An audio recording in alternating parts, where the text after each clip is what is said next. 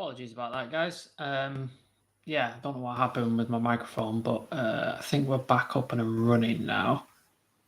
Just let me a bit, and let me know in the chat if it's all good. I'm just gonna double check my stream. Yeah, cool, all working. So I'll repeat the Ronaldo news just in case you missed it.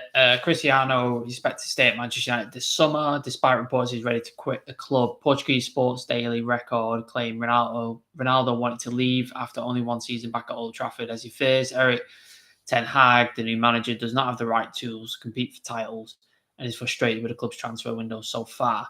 However, the 37-year-old is expected to return for pre-season once back from his summer holidays, which were obviously extended due to Portugal being in the Nations League.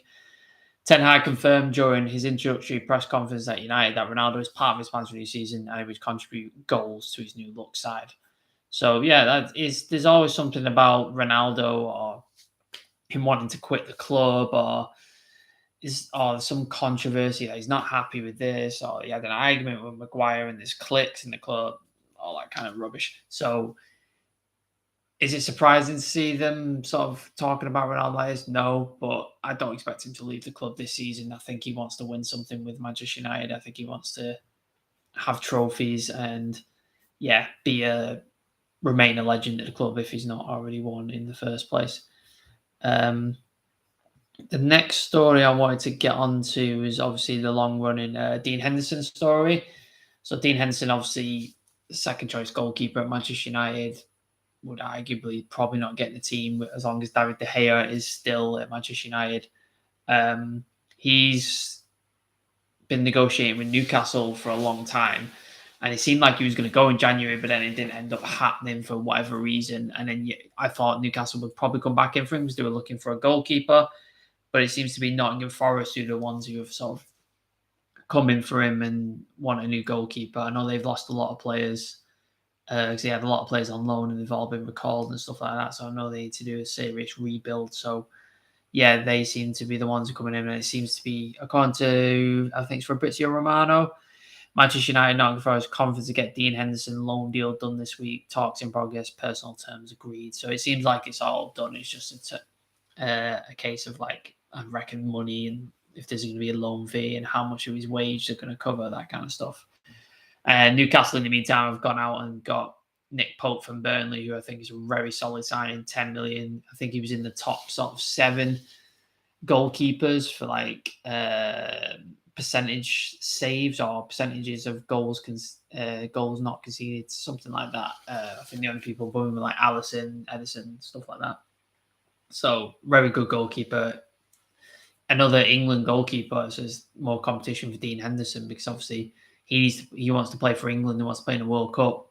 If he wants to do that, he has to play first team football. And Nick Pope's now going to Newcastle. He's going to get that. He's going to get week in, week out, every single game he's going to play. And if Jordan Pickford has an injury, or if he slips up, or he has a bad time at England, it's looking like Nick Pope might take that spot. But if Dean Henderson gets in good form, plays well for Nottingham Forest, has a good season, could be him.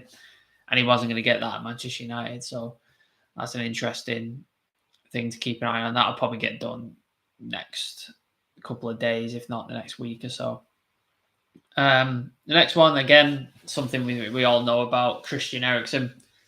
So Christian Eriksen, he's been in the news a lot about his future. Obviously, he did a year at Brentford, and he after having that horrific thing happen to him in the Euros with his heart and having to have I believe it's a pacemaker, but it might be called something else. But I think it's along those lines. And he was told in the Italian league when he was playing for Serie A that he would not be allowed to play if he had that device fitted, which is unfortunate. And it seemed like it might be the end of his career. But we must not have the similar rules in the Premier League. So Brentford gave him an opportunity. And he did wonders for them. I think he sort of stopped them from almost slipping into a relegation spot and then got them arguably into like a lower mid-table team. So, yeah, he did really well. A lot of assists, great on set pieces, can play in multiple positions, very good utility player. He's still quite young as well. He's only 30. It's not like he's 35, 36. Like, he's still at a decent age. So, there were rumours that United were in for him, that Spurs were in for him, and then Brentford had offered him an extension to his deal that he currently had. But apparently Spurs have now gone quiet and not returned interest after the initial approach. So it seems like it's now a two-horse race. It seems to be like, does he stay at Brentford or does he come to Manchester United? I think it's a no-brainer for Manchester United. I think if Manchester United need bodies in the door, like we've let 5-6 players go on contracts expiring, and then we've got probably 3 or 4 more that we're going to sell. Get bodies in the door. Christian Eriksen is a great person to back up to Bruno. He can play on the right. He's great on set pieces, like I said. Great passer of the ball. Like, we haven't got many people like that in the team. So I think he'd be a great asset at Manchester United. I don't think he's going to command that massive for wages either. So, yeah, get him in the door for me. I think he's a perfect signing, and it shouldn't be too hard to do. But we know that Manchester United are like, excuse me, I'm just going to get a bit of a water. Okay. Next up, Frankie de Jong. I mean, what have we not said about Frankie de Jong that we haven't said already? He's still unsure, apparently, of whether he wants to come to Manchester United or not. Apparently, the first bid was rejected. Apparently, we are about 15 million apart on valuation, which is annoying because that's probably about the exact amount that the Glazers are taking out today, which is absolutely disgusting, but it is what it is. Hopefully we can reach an agreement with them. I see it going one or two ways. I either see de Jong not coming because United just will walk away from the deal and just will not pay what Barcelona want us to pay, or we're just going to do a Harry Maguire and we're just going to keep going, how about this, and we're eventually going to pay what Barcelona want, which I believe is about 85 million euros. I think United are awful in negotiations, and we're proving it again. I think what makes you a great negotiator is there's going to be a point where you do not go beyond. And United don't seem to have that. We didn't do it with Aaron Wan-Bissaka. We ended up paying 50 mil for him. Didn't do it with Harry Maguire. Ended up paying 80 million for him. So it's not in our DNA to do this. So if we want to sort of go, right, we've changed and we're making a difference and we're doing it a different way, they need to go, right, this is how much we're willing to go to. So we'll keep bidding to that point. And then once we get to that point, if Barcelona is still asking for more money, walk away from the deal. Just walk away, because he's not like he's begging to come to United and he's like, oh, come and get me at all cost. He's umming and ahhing. He's always wanted to play for Barcelona. So to me, it's not a deal worth like breaking down the door for. He's a great player, don't get me wrong. He's a fantastic player. But yeah, it just seems like it's not looking good for United, and doesn't make us look good in the transfer market either. But it's going to rumble on. We know it is, and it's just going to keep going. So we'll see what happens. Hopefully it gets done sooner rather than later, or we just walk away and focus on other targets. The next one, Antony. So Antony is and yet another Ajax player that Erik ten Hag has been looking at. Obviously, the papers like to link anything that Ten Hag has done or anyone that Ten Hag is looking at, if he's worked with him before, if they played for Ajax, or they still play for Ajax, or they used to play for Ajax. And that's what gets clicks, and that's what gets papers talking, because they're like, oh, he worked for Ajax. This player also played for Ajax, or they still play for Ajax, or they're Dutch, or they've been in a room with Erik ten Hag at some point. He's making a bid for him. But it seems to be a few more concrete reports to Antony than, say, people like the Sandro Martinez or the Jurrien Timber deal, which again seemed like it was going to happen, but it's just gone absolutely dead quiet. Obviously, I'll talk about the comments that Louis van Gaal made, but for a minute, I'm just going to focus on Antony.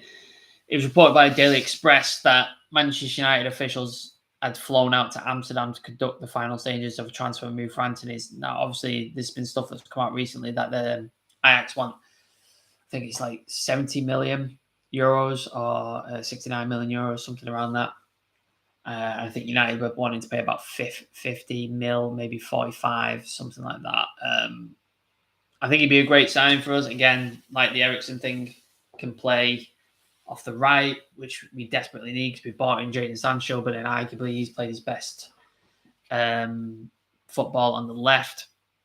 Ilanga kind of dropped off towards the end of the season because obviously a young player shouldn't be playing that amount of games. He should have been drip fed into the team, but obviously needs most last season. So Marcus Rashford was awful as well. Like, so it was just not great. So I think he would be a really good option. But again, if he's going to cost us 69, 70 mil, that's over half our budget. And then, so we're going to spend our entire budget on De Jong and Antony when there's arguably more positions that need fixing, like centre-back, full-back. I still think we need a DM, but I don't think Ten Hag's going that way. And maybe a striker. The rumours that Rashford is going to play the striker position, but if he plays like last season, it's going to be a tough season, and Ronaldo's going to have to play 40-odd games, depending how far we go in cup competitions and Europa League and all that sort of stuff. But it's one to keep an eye on, but I don't think we should be paying that amount of money for him. But yeah, keep an eye on it and we'll see what happens. Next one is an outgoing. Manchester United duo Aaron Wan-Bissaka and Brandon Williams informed they are free to leave as Eric Ten Hag rebuild takes shape, and that's from the Mirror. I think, Wan-Bissaka last season was bad. He was very bad. But he wasn't abysmal. Like he just was showing the same thing we've seen already. He's great one-on-one. He's a great tackle at the ball, but he offers absolutely nothing going forward. And he's not developed that side of his game at any point, and he's still the same player that we got from Crystal Palace originally. I think it was Pablo Maldini said, like, if you're having to make a tackle as defender, you've already made a mistake. And as much as I love watching Wan-Bissaka get the tackle and slide and do that sort of thing, he's just not. It's not something you can sort of rely on in the modern football. Modern football, the fullbacks they bomb on, they get forward, they make crosses, they're part of the build-up play, and Wan-Bissaka just doesn't do that. He just doesn't, and I just don't think he fits the Ten Hag system he's gonna implement, and I don't think he fits the modern Premier League system either. So we'll see what happens with him. We're not going to get 50 million back for him. That's not going to happen. So if we can get a little bit of something for him, great, and just let him go and then use that money to invest in a right back, I think that'd be the best option for Wan-Bissaka. Brandon Williams went on loan to Norwich. Decent. He had a decent spell under Ollie when Ollie first came in. Good attitude, great aggression. Again, we've got a lot of those players in the team, like Scott McTominay and Brandon Williams and stuff like Hannibal, that kind of stuff, like the aggression, the passion, the will for the team, but they not necessarily have the talent to push on and become a great player. Now, Hannibal is yet to be seen. He's only had a couple of sporadic appearances, so give him some opportunity. But I think Scott McTominay and Brandon Williams have had their opportunities. I think they're great. I think they love Manchester United, and the passion and attitude can't be questioned, but I just don't think the quality is there. So I think, let Brandon Williams go, let him go to a team, let him play football, establish himself, and I hope he does well. But I don't think he's of the quality Manchester United need right now. Let me just look at the rest of the stories. Antony Martial. So another possible outgoing, Antony Martial.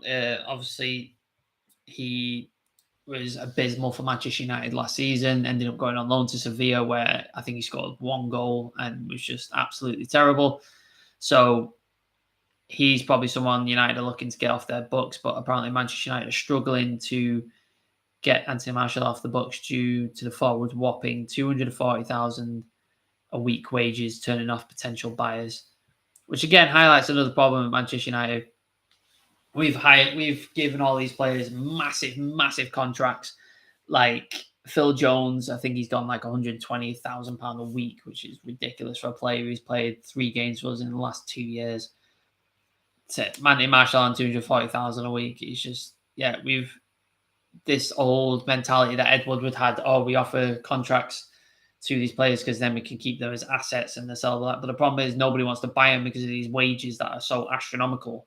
Same with David De Gea. I think if Erik ten Hag had his way, he would not have David De Gea as his first team goalkeeper. He would go and buy somebody else because David De Gea's distribution is awful. He's not great with his feet, doesn't command his area very well. Fantastic shot stopper, no doubt. One of the best shot stoppers I've ever seen. But everything else that you need in a modern goalkeeper, if you look at like Alisson, Edison, he's not on that level. So I think if you stopped offering these massive contracts to these sort of players, you'd be able to sell them as an asset and you'd be able to make some money out of it and you'd be able to make something to invest in the team later on. But Ed Woodward's reign at this club has just destroyed players and contracts and stuff like that. And anything, like the irony is he tried to make them valuable assets and now they're not sellable. So they're not valuable or an asset at this point. So yeah, I hope they find a way to shift Martial, because unless Ten Hag has seen him and he thinks this guy's going to be fantastic and I can work with him and I can get something out of him and he can return him to the form that he was at when he was scoring 20 odd goals. And we had that season with him, Mason and Marcus. Then yeah, I think it's time for him to leave. But again, the issue with the wage, how do we get rid of him? Because it's going to be tough. It's going to be tough. Yeah, let's move on. Rumour I've seen about Manchester United in talks with Watford to sign Daniel Bachmann. I hope I'm pronouncing that right, as the second or third goalkeeper choice. Watford will only consider a permanent deal. Bachmann among many options to replace Dean Henderson. That's via Fabrizio Romano. So yeah, obviously Dean Henderson looks like he's going to go to Forest on a loan deal. I don't think there's any obligation to buy or option to buy in the deal. I've not seen anything reported like that anyway. So Daniel Bachmann will probably come in as a second or third choice, depending on if they put Tom Heaton as a second or third and then work it out that way. Yeah, I've not seen much of him other than when I've seen the odd games Watford have played. I think we obviously need a second or third option goalkeeper. Whether Tom Heaton would be good enough as a second goalkeeper, Daniel Bachmann as a third, who knows? But if that's one of our first signings, that's quite worrying, because obviously we've got more dire options like defensive midfield, fullback, centre back, striker, that kind of stuff. Yeah, it's quite worrying if that's the first one. Let's have a look, just see if there's any other. Oh, Lisandro Martinez. Let's talk about Lisandro Martinez. Obviously, another player plays for Ajax that the papers are trying to link to Manchester United with the Timber deal that sort of went south like late May. Everybody was talking about it. It was like, oh, Timber deal's happening. It's going to be the first signing, 35, 40 million. He wants to come. And it just died and it just went really quiet and nothing was happening. I was just like, is this deal dead? It's not happening. Pau Torres deal wasn't happening. There was a lot of quiet paper talk and people and reporters not mentioning it. So wasn't sure what happened. Now Lisandro Martinez seems to be the front runner again for Manchester United as centre back. I think he's going to end up stripping Maguire as captain. I think that's going to happen. Apparently there's going to be a meeting happening once they all come back from holiday. But yeah, I think Lisandro Martinez could be a good option. He's young. He's played under Ten Hag before. Very good with his feet. Could play. I think he could play well next to Varane, considering if we get him fit, or next to Lindelof even. I think that'd be a good option for Manchester United going forward, as long as he doesn't cost a fortune. I've not seen any prices mentioned, so I'm not sure what he would cost. But apparently we're preparing an offer according to a few journalists. But yeah, let us know in the comments who you would sign out of those guys I've just sort of mentioned. I'm just looking to see if there's any other bits and pieces. Oh, there's a couple of bits on the Hoffenheim defender David Raum or Rome. I'm not sure. I'm going to butcher pronunciations. He's developing interest from Borussia Dortmund, obviously, because he's a German player. West Ham, Newcastle, Manchester United. they all seem to be interested at various points. Man United recently made an inquiry, but my impression that it was only an initial conversation and no offer has been made. That's according to Jonathan Schrager. So again, could be another centre back partnership. Gioke, yeah, we need him Manchester United, yeah. Right. Good point, mate. Good point. And then Yemen, Sporting Man U is a big problem. No kidding, mate. It's absolutely awful. I hate it. But you can't, once you pick your club, that's it. You nail your colours to the mast and you go with it. Let's have a look. Any more that I can see before I call it a day? I'm just looking. It's more about Frankie de Jong. Oh, here we go. Jonathan Schrager. So obviously we've talked about Frankie de Jong, and there was another couple of players, but one of them I believe has just gone to Crystal Palace. Malcolm Mbowe. I think he's just literally yesterday or something like that. He's gone to Crystal Palace. But Vitinha, I think he's a defensive midfielder. So he seems to be, according to Jonathan Schrager, he's seeing the serious consideration. But that's all I've really heard is that it's United 101, isn't it? Really, we're keeping tabs, we're monitoring FC, we're looking at how we're interested, we're trying to seduce his players, all the usual bollocks. Cameron, Antony, though, Manchester United. Yeah, I spoke about that earlier in the stream. I think he'd be a good option. It just depends how much it costs. Like if Ajax wanted 60, 70 million, I don't think it's worth it for me. I don't think we need to pay that amount for a player. I think we're getting our pants pulled down, and it seems to be the trend for Manchester United doing transfers. It's just like players like if Yves Bissouma has gone to Tottenham for 25 million. If United would have come in for him, he would have cost us at least 50. He would, because United, English club, United tax, because they know we'll pay whatever and we'll just get our pants pulled down repeatedly. So, yeah, that's going to happen. Let's have a look. Just see if there's anything else before I need to go. Oh, yeah, I was going to talk about Timber, wasn't I? Yeah, so Timber was he was being looked at early in the transfer window, or before the window even opened, really, in May. And it seemed like it was all done deal. It was 35, 40 million. He was going to sign. He wanted to work under Ten Hag again. Centre back, could play in DM, could play full back as well. Seemed like answer to so many problems for Manchester United. And then the deal went dead. Didn't hear anything. Didn't know what was happening. And then recently, Louis van Gaal, the Dutch national coach, came out and basically said, oh yeah, if Timber goes to Manchester United and he doesn't play, he's not going to get in the Dutch team. And I think Timber, in his brain, was sort of sparked by that, and sort of started worrying and started thinking maybe I should stay at Ajax for another season. I think there's rumours he might sign a new contract because he wants to play in the World Cup. Obviously, the World Cup's in winter this year, so he needs to play week in, week out for whoever he's going to play for, so he can get into the Dutch team. That's what Louis van Gaal's made him think. However, Steven Bergwijn, who is currently at Spurs, but I think they're trying to sell him, he gets picked for the Dutch team every single time, and he doesn't play at Tottenham. He doesn't play enough. He gets substitute appearances here and there, but he doesn't play. So it's like the logic doesn't line up. So it just seems like Van Gaal's quite bitter of his time at Manchester United, which fair enough because he was treated like shit. Yeah, people like the higher ups didn't treat him well. He won an FA Cup, and then he found out online that he was going to get fired, and Mourinho was coming in before they even told him. So they treat him like shit. So I get why he feels shit, and he obviously warned Ten Hag. It's a commercial club, which it is. So we'll see what happens. We'll see what happens with him. Yeah, I think it's dead though, unfortunately, which annoys me because I think he would have been a great option. And we seem to be moving on to other defenders and other centre backs. I will briefly touch on Paul Pogba. Obviously, Paul Pogba has officially signed. We got the here we go from Fabrizio Romano. He's signed for Juventus. What a joke of a transfer and saga that's been for Manchester United.